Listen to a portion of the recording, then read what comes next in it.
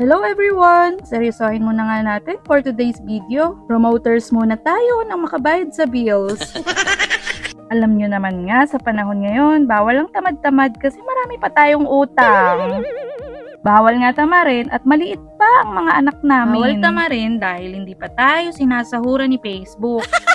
Kaya please, huwag kayong magsawang manood ng mga content namin.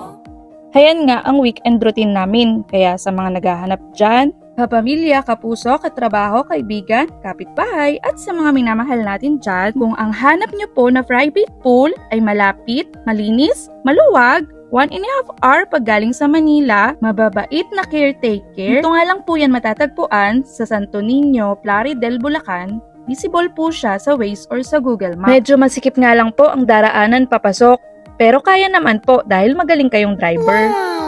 So far naman po, good feedback naman ang nare-receive ni Villa Corazon sa mga previous guests. Ang iba naman po naming guests ay umulit na din dahil nagustuhan nila ang place. Promise naman po na magugustuhan nyo si Villa Corazon. Dahil sa peaceful, maaliwalas, maluwag, hindi masyadong matapang ang chlorine dahil iba po ang lasa ng tubig dito sa Plaridel, Bulacan. Matamis. Yummy!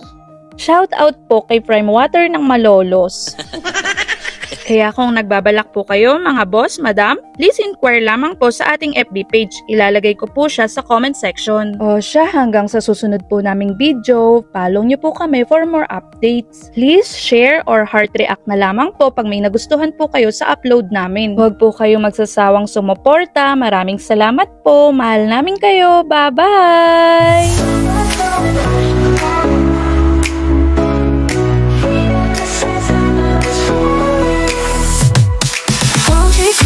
Under the golden light, moving slow, feeling so right there for steps, rhythm in the air, in this summer heat we don't care.